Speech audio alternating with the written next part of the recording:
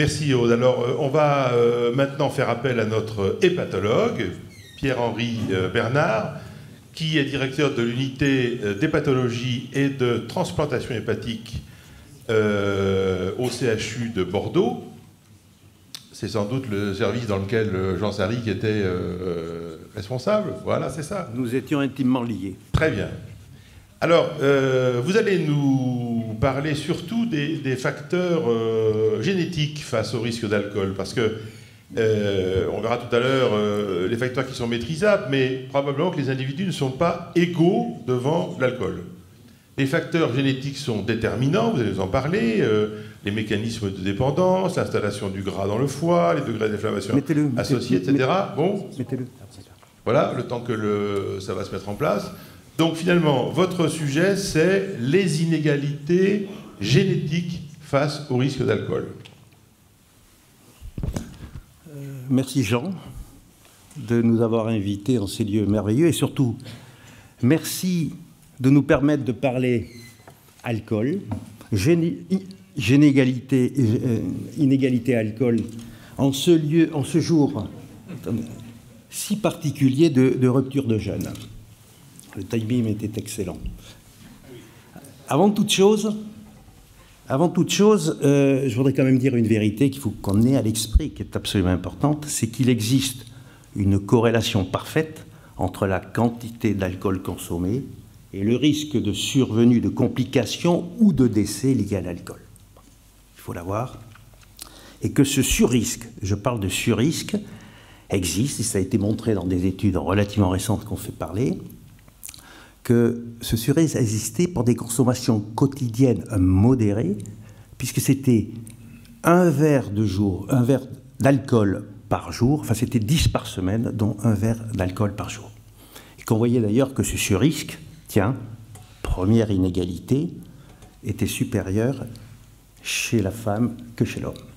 Alors quand on parle de surrisque, ça ne veut pas dire qu'on va faire une complication, ce n'est qu'un surrisque, et vous le voyez, je pense que la flèche rouge, il est très modéré au début. Et c'est sans doute dans ces patients à faible, ces sujets à faible consommation d'alcool que va peut-être s'exprimer de façon spectaculaire nos inégalités à l'alcool.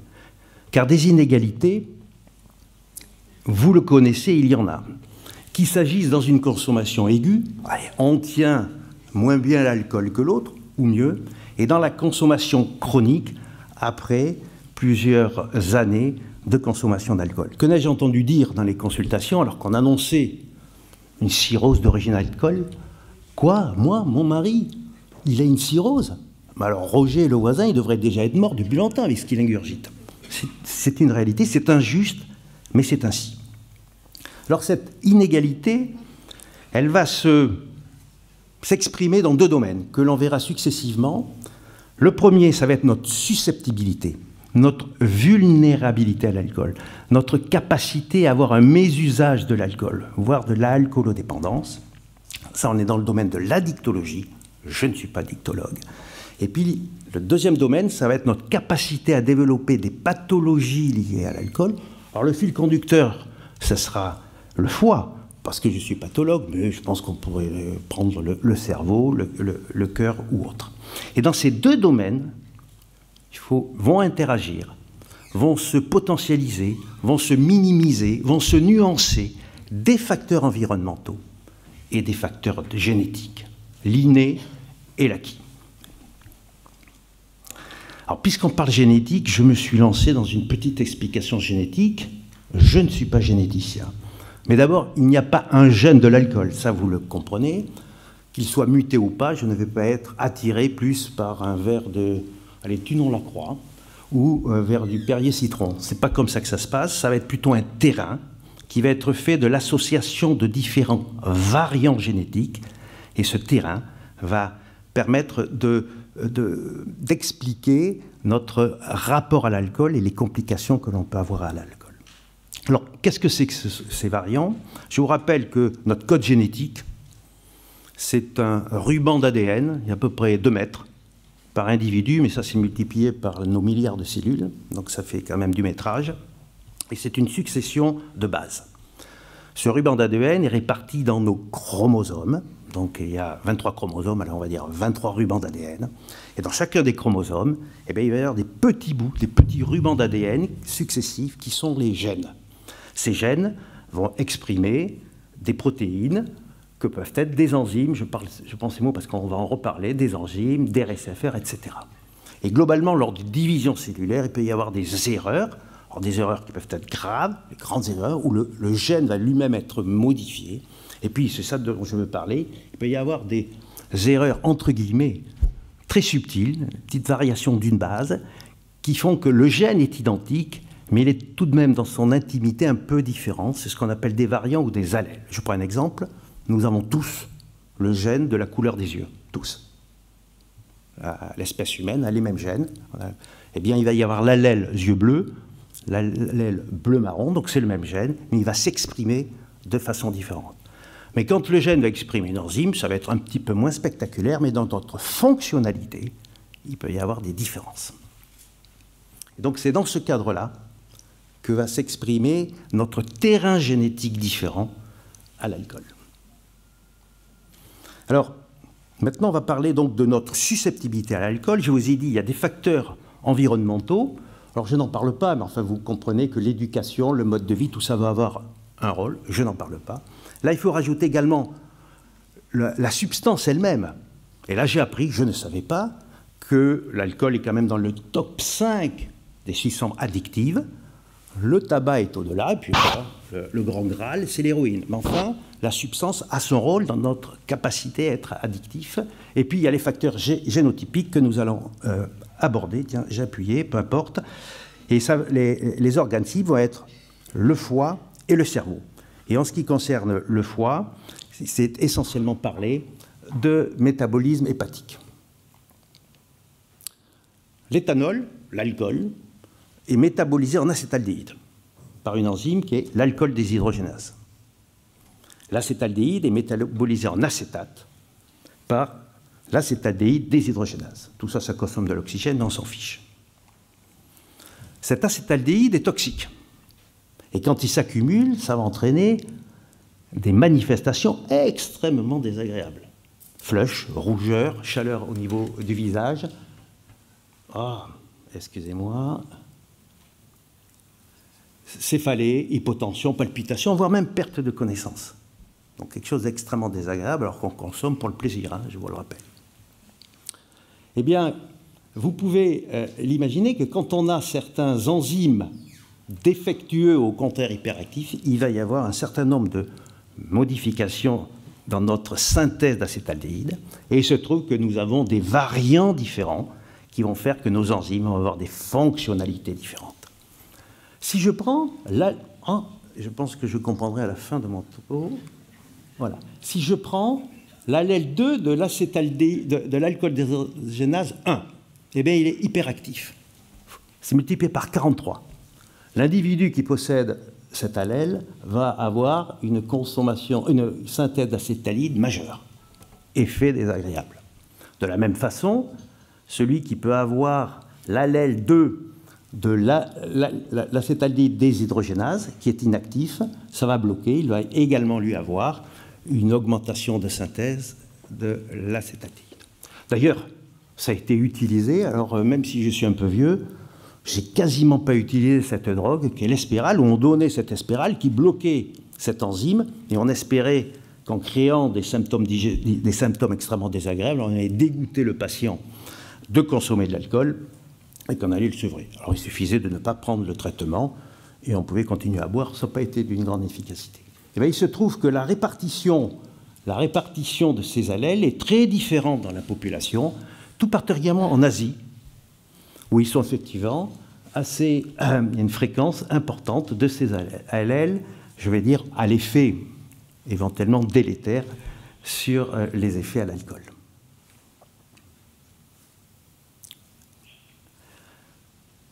Eh bien, ceux qui possèdent ces allèles, et là c'est une étude concernant l'acétaldéhyde déshydrogénase, on a montré que ceux qui avaient l'allèle à l'état homozygote, c'est-à-dire qu'ils avaient reçu les deux allèles défectueux, et ils avaient près de 14 fois moins de chances d'avoir un mésusage à l'alcool ou d'être alcoolodépendant. Et ce qu'il avait à l'état hétérozygote, ce risque était diminué par 5. C'est sans doute là, parmi les facteurs génétiques, les inégalités, quelque chose qui est le plus puissant. Et surtout peut-être le plus simplement démontrable. Après le foie, le cerveau. Et là, on va parler du circuit de récompense. Et je ne suis pas neurologue. Vous vous demandez ce que je suis, hein, mais enfin, je ne suis pas neurologue. Et ça va tourner autour du neurone dopaminergique. Alors, qu'est-ce que c'est que le neurone dopaminergique? Et surtout, qu'est-ce que c'est que le circuit de récompense? C'est un ensemble de structures cérébrales qui va être organisé donc autour du neurone dopaminergique qui est situé dans l'aire tegumentaire-ventrale, peu importe. Et dont la mission principale est d'apporter une motivation nécessaire à réaliser des actions de la vie nécessaires à la survie de l'espèce. Fonctions vitales comme boire, manger, se reproduire, vont être donc associées à un plaisir, à une motivation qui va nous inciter à les reproduire et à survivre. Donc, et c'est grâce à une sécrétion d'une hormone qui est la dopamine. À ces soutes naturelles, je peux parler par exemple d'une performance physique ou intellectuelle qui va nous donner l'envie de la recommencer. Et puis, effectivement, il y a également des drogues qui peuvent avoir ce même effet. Donc, circuit de récompense, dopamine. Alors, c'est peut-être un peu compliqué, mais ce neurone est interconnecté avec d'autres neurones. Et nous allons garder simplement ces trois-là, que sont le neurone GABA, neurone opioïde, neurone glutamate, peu importe, qui vont avoir leur propre action neurologique. On verra. Ils ont leur propre neurorécepteur et leur propre neuromédiateur. Eh bien, ces neurones, en plus de leur propre action neurologique, vont avoir une action sur le circuit de récompense. L'alcool va avoir une action donc sur ces neurones et va donc indirectement et directement avoir une action sur le circuit de récompense. Je parle de l'alcool, mais je vous mets l'héroïne, je vous mets la cocaïne, je vous mets le tabac, on est dans le même esprit. Alors, que se passe-t-il? Lorsque je consomme, au début, je recherche le plaisir, on en a parlé, le mot plaisir, je cherche le plaisir. Et ce plaisir, il est à la fois lié à l'action de l'alcool sur les neurones, augmentation du GABA, diminution du glutamate, qui m'entraîne un effet sédatif et anxiolytique, ça peut être du bonheur. Action sur le neurone opioïde, qui va m'entraîner une sécrétion d'endorphine grâce au récepteur mu, peu importe, moins de dimorphine, et donc on est dans le plaisir et l'euphorie, ça peut être du bonheur. Et il va y avoir également une action sur le circuit de dopamine, motivation, récompense. Donc tout ceci va m'inciter éventuellement à reproduire l'événement, c'est à reproduire une consommation d'alcool. La plupart des gens, ils en restent là. On en reste au plaisir, on en a parlé. Et puis le système peut se pervertir, bien évidemment. C'est-à-dire qu'une consommation qui devient plus importante va entraîner des modifications par une neuroadaptation au niveau du système neurologique, où les effets négatifs vont commencer à prendre le pas, sauf si vous augmentez votre consommation d'alcool. Donc les effets négatifs, c'est l'hyperexcitation, et quand vous n'augmentez pas votre consommation, ben vous avez les symptômes que l'on parle des symptômes de sevrage, l'hyperexcitation, vous avez plutôt une dysphorie, hein, c'est un état émotionnel négatif, tristesse, irritabilité, et donc vous avez cette récompense altérée. Et si au début on buvait pour le plaisir, c'est le plaisir qu'on recherchait, quand on est arrivé dans le mésusage, on boit pour arrêter de se sentir mal. C'est plus du tout le même concept. Vous avez compris le rôle important des neuromédiateurs, des récepteurs et des neuromédiateurs. C'est d'ailleurs à ce niveau que va jouer les nouveaux traitements de l'alcoolodépendance en essayant de moduler l'effet de l'alcool sur le système neurologique, on vient d'en parler, et sur le circuit de récompense. Là n'est pas le propos. Eh bien, vous me voyez venir avec mes gros sabots. Il y a également là de nombreux variants. Nous n'avons pas les mêmes, et donc notre réaction à l'alcool va être différente sur ce circuit de récompense. Alors ça va être assez peu spectaculaire ce que je vais vous montrer, mais non, voilà tous les résultats. C'est-à-dire, allez, si je résume, quand certains ont certains de ces variants, eh bien effectivement, ils ont une capacité à avoir un mésusage à l'alcool ou à être alcoolodépendant qui est supérieur à ceux qui ne l'ont pas. On va dire dans ces études, c'est x2. Mais c'est clairement les variants du métabolisme de l'alcool qui sont les plus puissants. Donc là, je définis un terrain, parce qu'il y en a beaucoup de variants, je vous ai donné quelques exemples, c'est donc un ensemble, indéfinissable d'ailleurs. Et ce qu'il faut comprendre, c'est qu'en fait, c'est donc un terrain génétique. Et si j'ai un terrain génétique à haut risque, l'action des facteurs environnementaux pourrait être modérée pour atteindre la zone pathologique de mes usages et d'alcoolodépendance. Si j'ai un terrain génétique très puissant, eh bien les facteurs génétiques vont avoir une action moindre pour atteindre cette zone pathologique.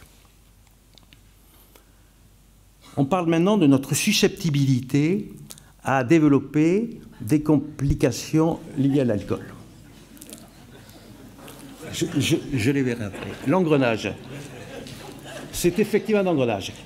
C'est même une cascade de catastrophes. Alors, je ne parlerai pas des facteurs génétiques qui sont là-haut, par contre, des facteurs environnementaux, Jean en parlera, mais je parlerai des facteurs génétiques. Et également, je parlerai d'un facteur qui n'est pas génétique, mais qui est le microbiote, le côlon. Qu'est-ce qu'il vient faire là? On va en parler. Et qui est quand même quelque chose qui est acquis, qui est guère maîtrisable et qui va avoir un rôle dans la survenue des lésions hépatiques liées à l'alcool. Quelles sont ces lésions? Au début, la stéatose, donc du gras dans le foie, l'inflammation liée à la stéatose, la fibrose liée à l'inflammation qui est liée à la stéatose, et le cancer qui vient sur les gens qui ont une fibrose importante, qui elle-même était liée à l'inflammation et à la stéatose. Alors là, pour cette cascade infernale, il y a bien sûr un ensemble de mécanismes qui vont jouer. Je ne vais bien sûr pas tous les citer, je vais en prendre un, parce que c'est le plus ancien, c'est le rôle de l'adiponutrine. Pourquoi? Parce qu'il va jouer à toutes les étapes, parce qu'il est décrit depuis maintenant 5-6 ans, et que c'est en doute une action puissante. Mais il y en a d'autres, il faut bien garder ça à l'esprit. Alors qu'est-ce que c'est que l'adiponutrine? C'est une phospholipase qui est impliquée dans le métabolisme des triglycérides et des dérivés de la vitamine A, qui est l'ester rétinoïde. Donc en fait, il permet l'extraction des gouttelettes de triglycérides de la cellule du foie qui est l'hépatocyte et l'extraction de ces rétinides ester dans la cellule périsynoïdale qui est une cellule périvasculaire du foie et qui a la capacité, lorsqu'elle est activée, de sécréter la fibrose. Si j'ai le mutant, donc c'est bien génétique, eh bien, je vais avoir une accumulation de triglycérides dans la cellule hépatocytaire qui va entraîner une peroxydation lipidique. C'est donc de l'inflammation et de la stéatose. Tiens, la cascade débute. Et puis, la rétention d'ester rétinoïde de cette cellule va la rendre sur une forme activée, entraîner fibrogénèse. Fibrogénèse, inflammation, stéatose, j'ai les lésions hépatiques dont on parle. Eh bien, il y a un parallélisme fort entre le variant de cette adiponutrine et la capacité à développer des lésions hépatiques. Donc vous allez me croire, on prend des gens qui ont stéatose, consommation d'alcool identique, stéatose et cirrhose. Eh bien, le risque, quand on a une cirrhose, d'avoir ce variant est significativement plus élevé. Et il en est de même quand on compare ce qu'est une stéatopathie et une cirrhose, ou un cancer avec cirrhose par rapport à une cirrhose. Donc, une corrélation forte entre l'importance des lésions hépatiques et le variant de cette adiponutrine. Je terminerai par le microbiote, le côlon. Quel lien peut-il avoir entre le côlon et le foie?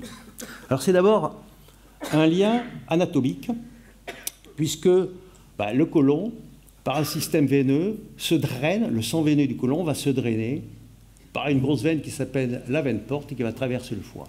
Dès qu'il y a un problème dans le côlon, le foie, première sentinelle, peut avoir des soucis. Alors qu'est-ce que c'est le biotope?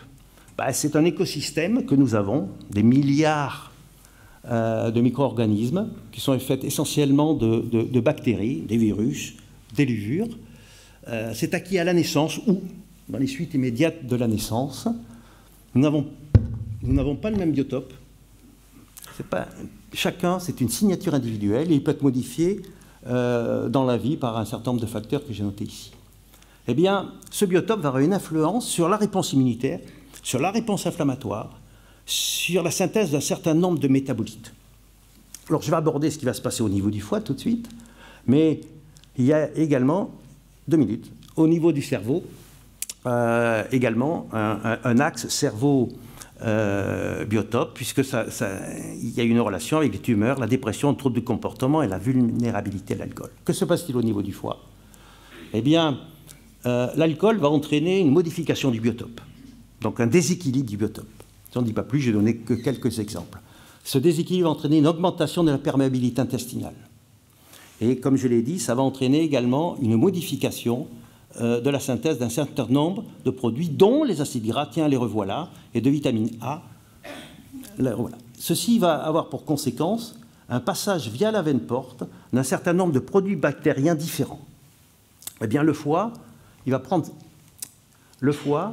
ça, il va y avoir le gendarme du foie, qui est la cellule du Kupfer, qui va réagir à ces composés anormaux et qui viennent en masse en entraînant une cascade immunitaire et inflammatoire. Donc, modification des acides gras, cascade inflammatoire, nécrose, inflammation, voilà les lésions hépatiques. Et je terminerai par une expérience. Vous alcoolisez des individus et vous regarderez les lésions qu'ils ont au niveau du foie, volontairement. Ces individus sont séparés en 2 groupes. Dans un groupe, vous faites une transplantation fécale de sujets non alcoolisés. Dans l'autre groupe, une transplantation fécale de sujets alcoolisés. Et vous regardez les lésions hépatiques qui ont été de sujets transplantés, transplantation fécale de sujets non alcoolisés ont des lésions bien moins importantes. CQFD du lien entre le biotope et les lésions. C'est chez la souris, hein. Alors, en conclusion, vous avez compris qu'il y a un lien très fort entre environnement et génétique, que je pars plutôt de terrain génétique, ce n'est pas tout à fait la définitive, c'est une notion de terrain défini que je ne peux pas définir, je ne peux pas vous définir votre terrain génétique, mais c'est sûr que là, il y a des inégalités, tant dans notre capacité à avoir un mésusage de l'alcool qu'à créer des lésions liées à l'alcool. Alors, c'est ma dernière plaque, peut-on boire sans risque? Je vais vous dire non. Par contre, si vous validez un certain nombre de choses, effectivement, et ce n'est pas exhaustif, vous pouvez, clairement, minimiser votre capacité à développer des lésions hépatiques, mais je ne peux pas les définir. Il y a encore des cases blanches que Jean va remplir, mais dans tous les cas, buvez avec modération et gardez le plaisir.